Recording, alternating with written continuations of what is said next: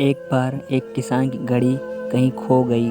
वैसे तो घड़ी कीमती नहीं थी, पर किसान उससे भावनात्मक रूप से जुड़ा हुआ था और किसी भी तरह उसे वापस पाना चाहता था। उसने खुद भी घड़ी खोजने का प्रयास किया, कभी कमरे में खोदता, तो कभी भाड़े में, तो कभी अनाज के डेरे में, पर तमाम कोशिशों के बाद भी घड़ी नहीं मिली। उसने निश्चय किया कि वो इस काम में बच्चों की मदद लेगा और उसने आवाज़ लगाई, सुनो बच्चे, तुमसे जो कोई भी मेरी खोई घड़ी खोज देगा उसे मैं 100 रुपये इनाम दूंगा। फिर क्या था, सभी बच्चों जोर शोर से दे इस काम में लग गए। वे हर जगह की खाक छानने लगे, ऊपर नीचे बाहर आंगने में, हर जगह पर घंटों बीत जाने पर भी घड़ी नहीं मिली। अब लगभग सभी बच्चे हार मान चुके थे और किसान को भी यही लगा कि घड़ी नहीं मिलेगी।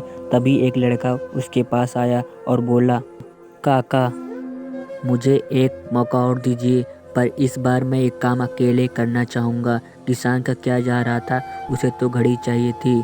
उसने तुरंत हाँ कर दी। लड़का एक एक करके घर के कमरों में जाने लगा और जब वह किसान की सैन कस से निकला तो घड़ी उसके हाथ में ही थी। किसान घड़ी देखकर प्रसन्न हो गया और अचरज से पूछा, बेटा, कहाँ थी ये घड़ी? और जहाँ हम सभी असफल हो गए, तुमने इसे कैसे ढूंढ निकाला? लड़का बोला, काका, मैंने कुछ नहीं किया, बस मैं कमरे में गया और चुपचाप बैठ गया और घड़ी की आवाज़ पर ध्यान केंद्रित करने लगा। कमरे में शांति होने के कारण मुझे घड़ी की टिक टिक सुनाई दे गई, जिससे मैंने उसकी दिशा का अंदाज़ा लगा लिया और अलमारी के पीछे गिरी एक घड़ी खोज निकाली। फ्रेंड्स, जिस तरह कमरे की शांति घड़ी ढूंढने में मददगार साबित हुई, उसी प्रकार मन की शांति हमें लाइफ की ज़रूरी चीज़ें समझने में मददगार होती है।